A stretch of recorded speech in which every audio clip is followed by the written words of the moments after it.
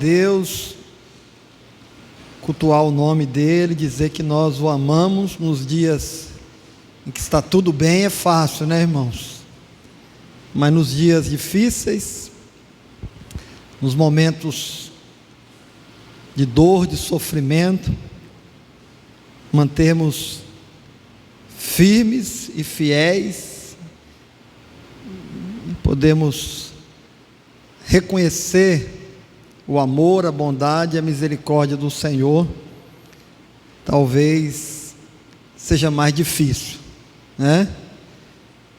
O texto que quero compartilhar com a igreja, com os amados nessa noite, está lá em Gênesis, no capítulo 21, talvez seja uma das histórias mais tristes narradas na Escritura, porque nós amamos demais os nossos filhos, não é verdade? E você ter que mandar um filho embora, e sabendo que o que você está dando para ele não é suficiente para que ele sobreviva, é muito triste. E esse texto aqui fala sobre essa história, em que um pai vai ter que mandar o seu filho embora. Mas nós vamos ver nesse texto Deus soberanamente sendo o Deus da providência e o Deus que cuida de nós. Então vamos lá, Gênesis 21, do verso 8 até o 21. Isaque cresceu e foi desmamado. Nesse dia em que o menino foi desmamado, deu a Abraão um grande banquete. Vendo Sara que o filho de Agar, a egípcia, o qual ela dera à luz a Abraão, caçoava de Isaque, disse a Abraão: rejeita essa escrava e seu filho, porque o filho dessa escrava não será herdeiro com Isaque, meu filho. Pareceu isso muito penoso aos olhos de Abraão, por causa de seu filho. Disse, porém, Deus a Abraão: não te pareça isso mal por causa do moço e por causa da tua serva. Atende a Sara em tudo o que ela disser, porque por Isaque será chamada a tua descendência. Mas também do filho da serva farei uma grande nação, por ser ele teu descendente. Levantou-se, pois, Abraão de madrugada, tomou o pão e um odre de água, pô-los às costas de Agar, deu-lhe o menino e a despediu. Ela saiu andando errante pelo deserto de Berseba. Tendo-se acabado a água do odre, colocou ela o menino debaixo de um dos arbustos, e afastando-se, foi assentar-se de fronte, à distância de um tiro de arco, porque dizia: assim não verei morrer o menino. E assentando-se em frente dele, levantou a voz e chorou. Deus, porém, ouviu a voz do menino, e o anjo de Deus chamou do céu a Agar e lhe disse: que tens, Agar? Não temas, porque Deus ouviu a voz do menino daí onde está. Ergue-te, levanta o rapaz, segura-o pela mão, porque eu farei dele um grande povo. Abrindo-lhe Deus os olhos, viu ela um poço de água, e indo a ele, encheu de água o odre e deu a beber o rapaz. Deus estava com o rapaz, que cresceu, habitou no deserto e se tornou flecheiro, habitou no deserto de Parã, e sua mãe o casou com a mulher da terra do Egito. Senhor, Fale conosco, ó Deus, nessa noite, por meio da tua palavra. Traga ao coração da tua igreja a esperança, Deus, mesmo enfrentando os dias mais difíceis da sua vida, que nós possamos enxergar, mesmo, ó Deus, quando a noite parece tão escura, o Senhor, ó Deus, em meio às nossas muitas lutas, e lembrarmos sempre, ó Deus, e nós rogamos que o Teu Santo Espírito traga sempre à nossa memória as Tuas promessas, ó Deus, que estão reveladas na Tua palavra, e é para a Tua igreja. Fale conosco, ó Deus, edifica-nos pela Tua palavra, sê com a Tua igreja nessa hora, ó Deus, que o Teu Santo Espírito ilumine a mente e o coração de cada um de nós, e que o Teu Espírito aplique essa palavra à nossa vida. Assim nós clamamos a Ti em nome de Jesus, amém. Irmãos queridos e irmãs, esse texto é um texto que nos chama muita atenção. Primeiro porque Sara é reconhecida por Pedro como um exemplo de mulher. Lá em 1 Pedro, no capítulo 3, se não me foge a memória, Pedro traz Sara como um exemplo que as mulheres devem seguir, uma mulher que é obediente ao seu marido. A Bíblia fala de Abraão como amigo de Deus, queridos, como amigo de Deus.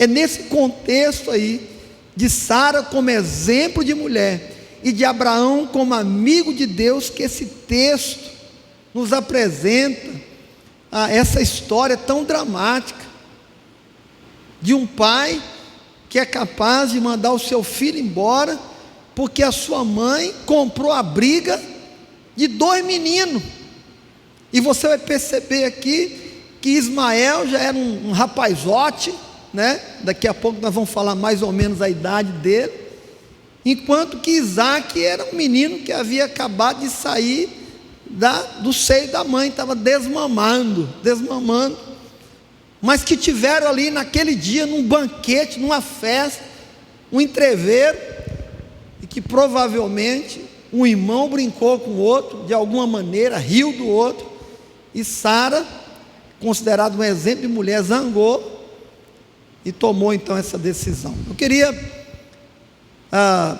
que nós pudéssemos lembrar um pouco, de como é que nós chegamos aqui, nesse texto de Gênesis, no capítulo 21, a partir do verso 8, que nós lemos. Lembra? Lá que Deus escolheu Abraão, tirou ele da sua terra, do meio da tua parentela, mandou ele para uma terra, que ele ia dar como herança aos seus descendentes, mas Abraão não tinha descendente. No capítulo 16, aliás, no capítulo 15, ele questiona Deus, ele fala com Deus sobre isso. Quem é que vai ser o meu descendente, se eu não tenho filho? Eu não tenho filho. E Deus, lá em Gênesis, no capítulo 15, do verso 1 até o verso 6, ele promete a Abraão, que ele dará para Abraão um filho, e será descendente dele, da sua esposa Sara, e eles vão ser em numerosa multidão. Essa é a promessa que Deus dá a Abrão e a Sarai, que depois será Abraão e Sara, né? Muito bem, queridos. No capítulo 16, depois que Deus faz essa promessa para Abraão, Sara toma uma decisão. Olha lá o capítulo 16, vai acompanhando aí enquanto eu vou falando, para você ficar esperto, né? No capítulo 16, Sara, por ser já velha e estéril, ela não podia dar filhos, gerar filhos, e por saber que o tempo está passando, ela resolve então, e tem uma ideia para que você equalizar aquela dificuldade. Então qual que é a ideia de Sara? Abraão, eu te dou a minha serva, a minha escrava Agar, você dorme com ela, ela vai ser sua mulher, e pronto, ela vai conceber, ela vai dar à luz, ela terá um filho e pronto, você tem descendente, está resolvido o problema. Está lá em Gênesis, no capítulo 16. Ainda no capítulo 16, assim que Agar vai então ter um relacionamento com Abraão, o que acontece com Sara? Mulher é meio complicado, né? Não foi ela que falou, fica com... Agora no capítulo 16, verso 5, ela fica zangada com a Sara, com a Agar, e ela então humilha Agar, e Agar então resolve fugir. E a primeira fuga de Agar está lá em Gênesis capítulo 16, verso 6. E quando Agar foge, está lá errante, Deus então vem falar com Agar. Está lá em Gênesis capítulo 16, verso 11. A Bíblia fala do anjo do Senhor. E segundo os estudiosos, o anjo do Senhor aqui, como o anjo do Senhor lá no capítulo 21, está se referindo à segunda pessoa da Trindade, Jesus Cristo. Então o anjo do Senhor veio e falou com Agar. E sabe o que ele diz? Leia lá por favor Gênesis 16, para você ver no verso 11. Ele diz que ela vai dar uma luz a um filho, e ele será uma grande nação, e ele vai ter o nome de Ismael. E de fato Deus cumpre a sua palavra. No capítulo 16 de Gênesis, no verso 15 até o verso 16, Ismael nasce.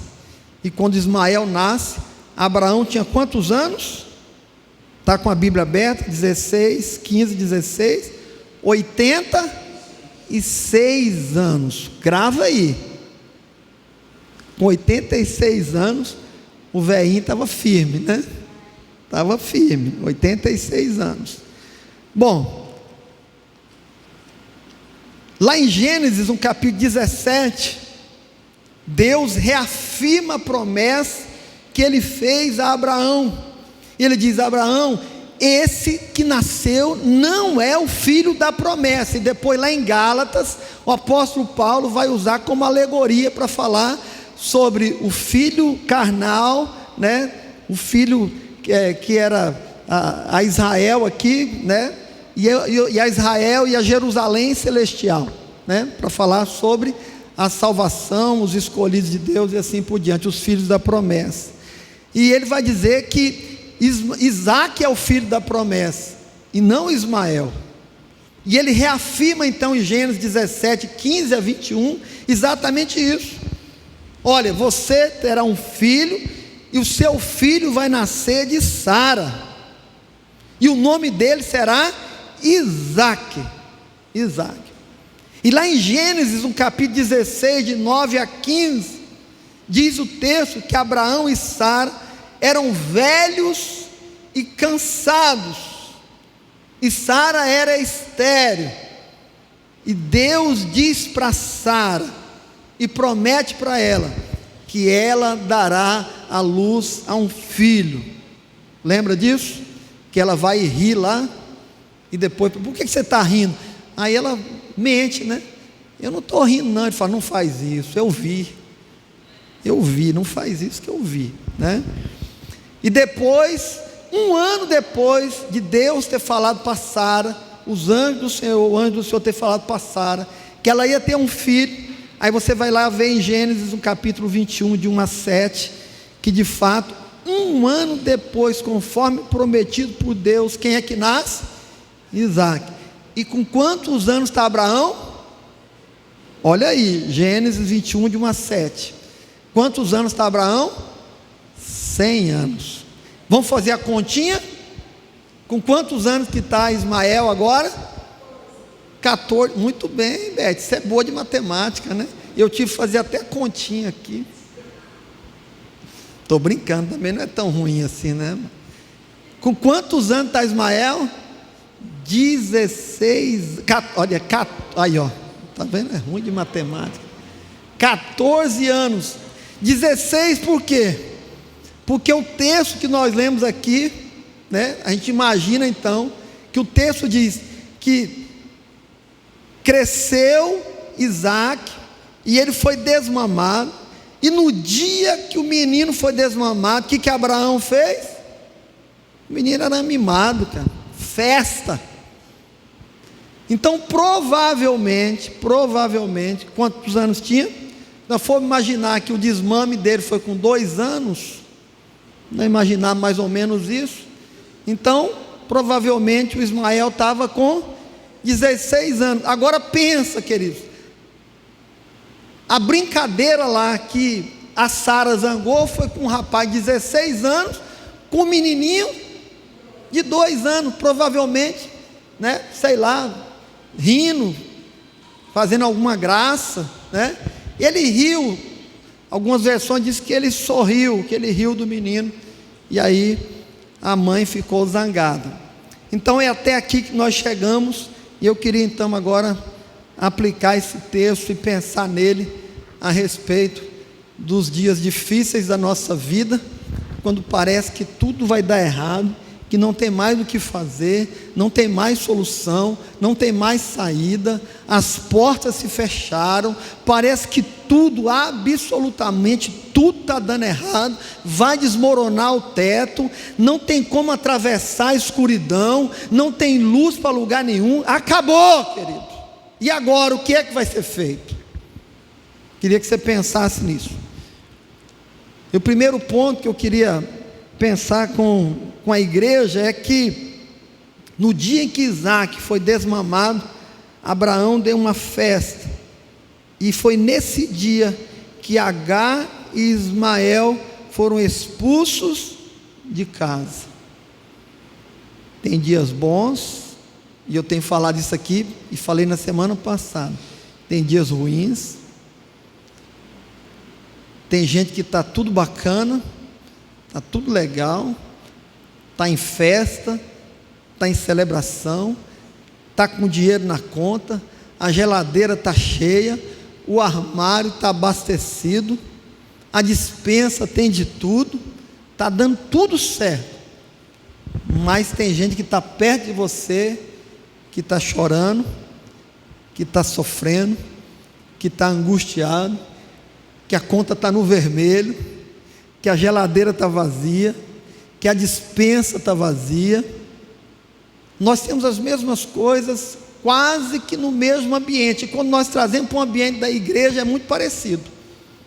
Tem casa aqui que ninguém está passando por nenhum tipo de luta muito aguda, mas tem casa aqui, que misericórdia, irmãos, parece que desmoronou o teto, o trem está de mal a pior. Essas coisas fazem parte da nossa vida, queridos. Enquanto eles estão celebrando, enquanto eles estão festejando, enquanto eles estão se alegrando, no mesmo dia da celebração, no mesmo dia da festa, naquele mesmo dia, queridos, em que Abraão está dando um banquete por um único motivo, porque o filho dele agora não precisa mais mamar no seio da mãe, não precisa mais, por isso ele recebe um banquete. Nesse mesmo dia, o seu outro filho, com a escrava de Sara, que concebeu e deu à luz ao seu filho, nesse mesmo dia, eles serão expulsos de casa. Eles vão ser expulsos, queridos. Se nós fôssemos aí aplicar esse texto aqui e pensar nos dias de hoje, que drama, hein, irmãos? Que trauma. Haja psicólogo para resolver esse problema, fala a verdade. Nós íamos falar, meu Deus, esse menino está marcado por um drama terrível, nunca mais ele vai se recuperar. O seu pai foi capaz de expulsá-lo da própria casa. Esse é o quadro que nos apresenta, o retrato é esse, queridos. E eu queria que você pensasse nisso. Nem todos os dias vão ser de luto, mas também nem todos os dias vão ser de festa. Nem todo dia vai ser fácil, mas nem todo dia também vai ser difícil. E de que as pessoas estão atravessando momentos difíceis, queridos. indistintamente, todos nós que estamos aqui, nos enfrentamos. E talvez a tua casa, talvez você esteja passando por esse momento. Eu queria que você pudesse acompanhar esse texto nessa perspectiva, de que se você não está enfrentando luta, você já enfrentou ou vai enfrentar.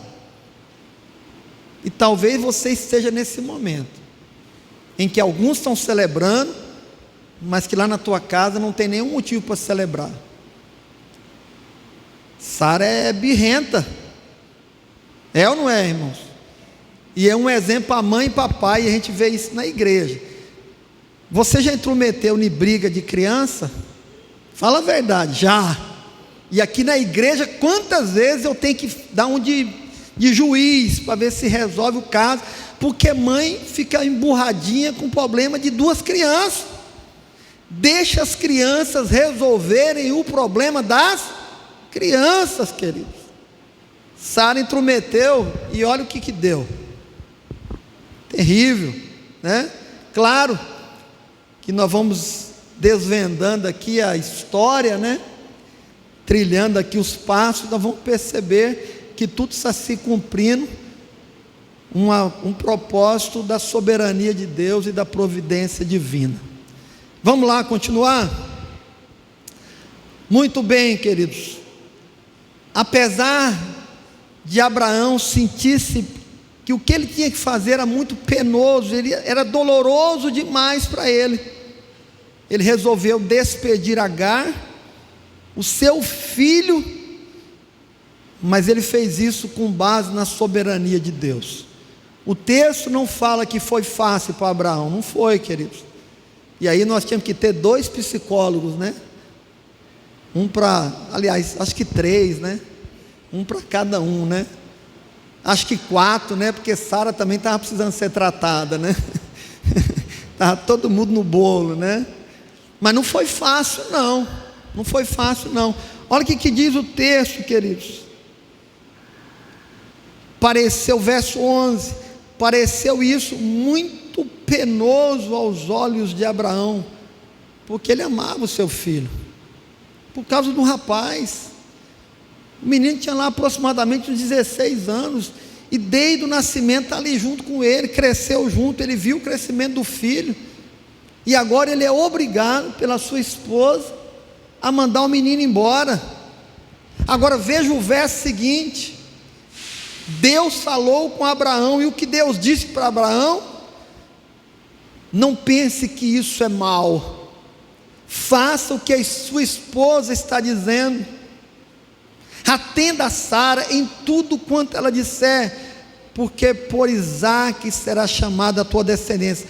O filho da promessa não é Ismael, mas é Isaque. Mas ele diz no verso 13: mas também do filho da serva farei grande nação, por ser ele o seu descendente. Faça mediante a minha promessa, o que eu prometi, eu vou cumprir.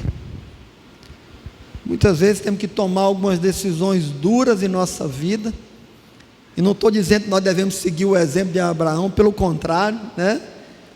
Mas o que o texto nos apresenta é o próprio Deus dizendo para Abraão: tudo está saindo conforme planejado, a despeito da luta, da adversidade, das marcas profundas. Deus é soberano em todos os seus atos. Eu tive que sair do lugar e ir para outro. Olha, alguém morreu na minha família. Olha, tivemos que passar por problema de dificuldade financeira, dificuldade emocional. Quantas coisas nós tivemos que passar. Aquieta o teu coração.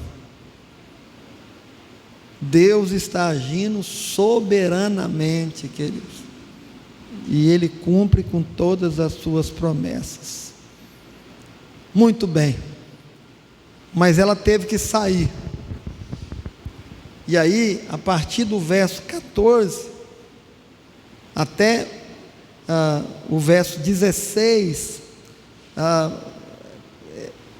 É muito triste, queridos, muito triste. Agora a pergunta é: quando tudo está perdido, quando parece que não há mais nenhuma solução, o que fazer? E aí eu queria tirar então 3 lições aqui sobre esses 3 versículos aqui, 14, 15 e 16. Primeira coisa, irmãos, lembre-se disso: os nossos recursos são sempre limitados, irmãos. Humanamente falando, os nossos recursos são sempre limitados, são escassos. O que Abraão deu para ela? Um pão, não foi? E o quê? E uma vasilha, um odre de água. Acabou. Era suficiente para atravessar o deserto? Ele sabia que não. E ela também tinha consciência que não. Quando nós estamos enfrentando situações muito adversas, quantas vezes eu fui aconselhar casais, família, ou situações diversas, e falar assim: pastor, não tem mais o que fazer, não tem mais jeito não. Por quê, irmãos? Porque os nossos recursos são limitados, irmãos, e muitas vezes até a nossa paciência já esgotou, não é? Não é assim muitas vezes? Porque nós temos limites. Então, o que nós fazemos, irmãos? Nós vamos nos preparar para o pior. Pelo menos no texto aqui, Agar se preparou para o pior. O que ela fez? Deixou o menino, afastou um tiro de flecha, foi para um pouco distante, onde ela não podia ver o semblante de sofrimento do seu filho. Deixou ele ali debaixo de um arbusto, e ela disse: fique aí e morra, mas eu não quero ver o seu sofrimento.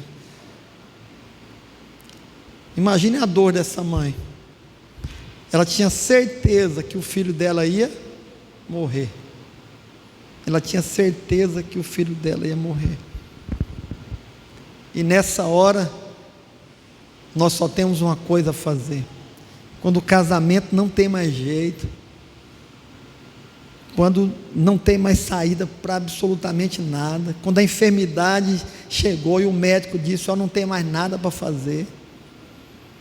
Quando a gente chega numa situação em que fala assim: está tudo vermelho, está difícil, está escasso, está falido, só há uma coisa a fazer, queridos: clamar a Deus e chorar. Nós temos que compreender que nós somos pequenos demais, irmãos, e limitados demais. Queria que você lesse aí o finalzinho do verso 16. Assim, não verei morrer o menino. E sentando-se em frente dele, levantou a voz e chorou. Levantou a voz e chorou. Não há outro lugar para chorar de forma tão intensa e plena, se não for nos braços de Deus, querido. Esse é o lugar certo. Não adianta você reclamar para os outros, não adianta chorar no colo dos outros. Nós devemos regar as nossas orações diante de Deus com lágrimas, por nossa casa, por nossa família, por nossa escassez, pelas nossas dificuldades, pelos nossos problemas, adversidades. Esse é o lugar de chorar, esse é o lugar de clamar, queridos. Muitas vezes nós ouvimos alguém dizer: pastor, e agora o que é que eu vou fazer? Irmãos, eu vou ser sincero para você. Sabe quando você ouve todos os problemas e na sua cabeça já está: não tem saída. O pastor está lá e na cabeça dele já está: não tem saída. Aí a pessoa vira para você e fala assim: e agora o que eu faço? Da cruz dos braços esperando a resposta. A única resposta, sabe qual que é, irmãos? Vamos orar.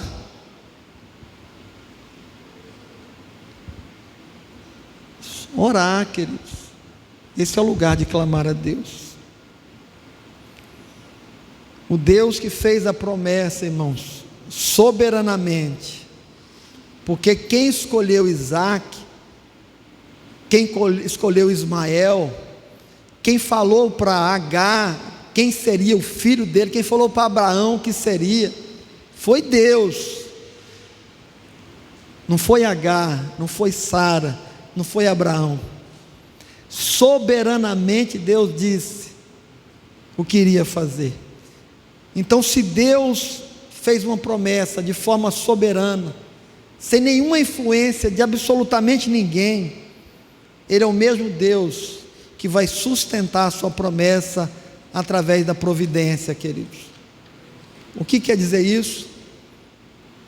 O Deus que te uniu, o Deus que constituiu a tua família, o Deus que te chamou à salvação, é o Deus que continuará cuidando de você em qualquer situação, queridos, em nome de Jesus.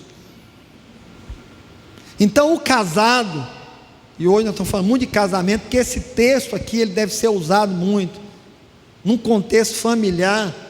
Um casal crente, servo de Deus, nunca poderia dizer dos próprios lábios: eu vou separar.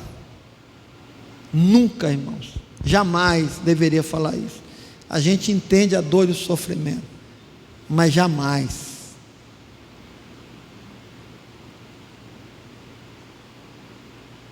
Jamais, querido, porque o que Deus uniu, essa é a promessa de Deus, o homem não pode separar. As coisas não podem separar, as pessoas não podem separar. Não pode haver nenhum tipo de rompimento familiar por causa,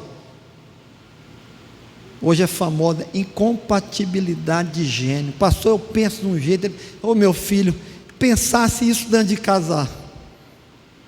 Pensasse isso antes de casar. Agora não é hora de pensar nisso. Se não houve nenhuma das exceções descritas na Escritura, mesmo assim o melhor caminho é o perdão. Não há nenhuma possibilidade de pensar outra coisa. Nenhuma, queridos. Por mais difícil que seja. Pastor, o que eu vou fazer? Eu vou viver em sofrimento? Não.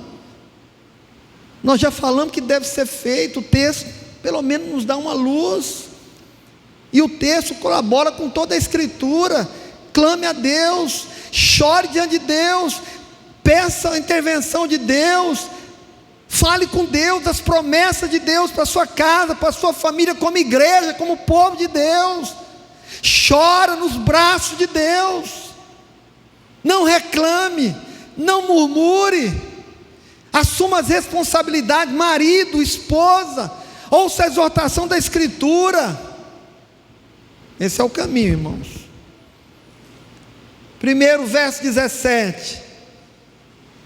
Deus está vendo, queridos. Meu irmão e minha irmã, Deus não é cego, nem míope. Deus vê, querido, Deus ouve. E Deus ouviu o choro do menino, Deus ouviu a voz do menino, Deus ouviu o clamor, Deus ouviu, irmãos, Deus ouviu, queridos. Os ouvidos e os olhos do Senhor estão atentos a cada um de nós. Ele é o Deus da providência. Segundo, lembre-se, irmãos, que em meio às lutas e adversidades, o melhor psicólogo que você pode ter nem é o pastor, e nem a psicóloga lá formada, mas é isso aqui, ó. Porque é aqui que estão as promessas de Deus para a sua igreja. Deus reafirma suas promessas na sua palavra, e todas as vezes que nós voltamos para a palavra, nós lemos a promessa de Deus para a sua igreja e para o seu povo.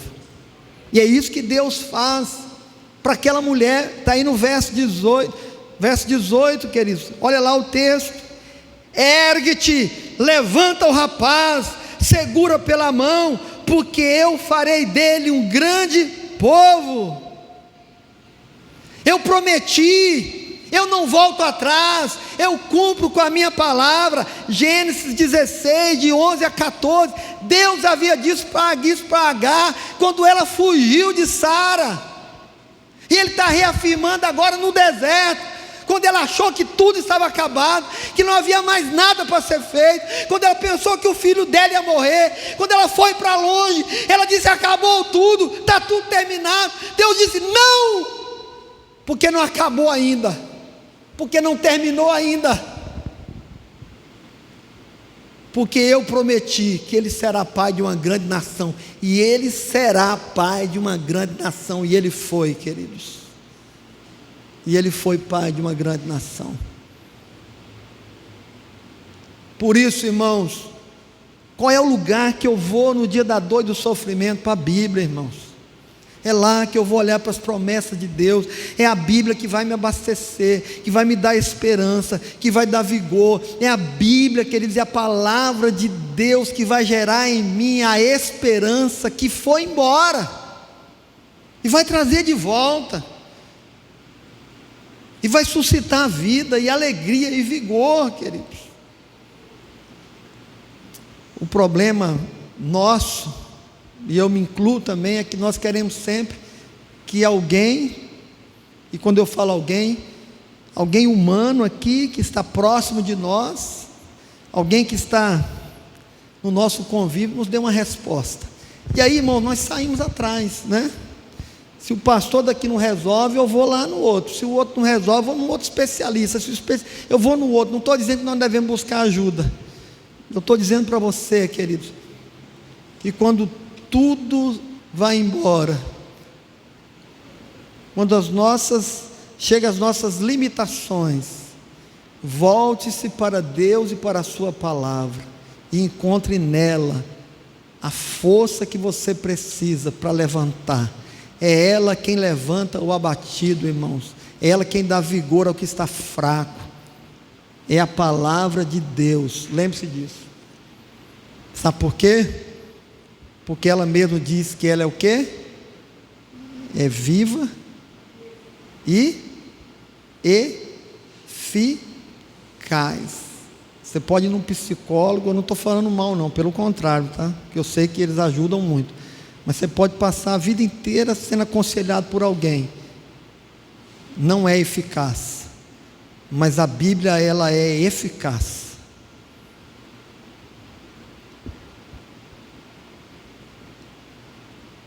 E quem revelou foi aquele que nos criou. E Ele conhece a nossa estrutura. Ele sabe quem somos. Terceiro lugar, o verso 19. É interessante, né, irmãos? Você já lê o verso 19 e tira as suas conclusões. Lê aí, por favor. Eu vou ler, ó. Abrindo-lhe Deus os olhos, viu ela um poço de água, e indo a ele, encheu de água o odre e deu a beber ao rapaz. A pergunta é: Deus criou um poço, ou o poço já estava ali e eles não conseguiam ver? Não sei. Não sei a resposta, mas é interessantíssimo pensar nisso, né? Porque o texto diz que Deus fez eles abrir os olhos e eles viram que tinha água, não ia morrer. Que coisa extraordinária, irmãos. Muitas vezes, em meio às lutas, olha, presta atenção na lição, irmãos. A interpretação é essa, a aplicação são várias, e uma delas é: quando você está passando por muita dificuldade, inclusive, vou voltar de novo, no ambiente conjugal, muitas vezes nós ficamos cegos e não conseguimos ver a providência de Deus, o cuidado de Deus, o amor de Deus. Nós ficamos cegos, irmãos. Então Deus entra com providência, reafirma a sua promessa, ouve o clamor e abre os olhos, e de repente, um milagre, acontece. Eu quero te convidar a clamar a Deus nessa noite, para que Ele abra os teus olhos, você consiga enxergar esse milagre dentro da tua casa hoje, a família que Deus te deu, os teus filhos, a tua igreja, os teus pastores, os teus presbíteros, os teus diáconos, os dons e os talentos que Deus te deu, que muitas vezes nós jogamos tudo fora, por uma vida agitada, conturbada.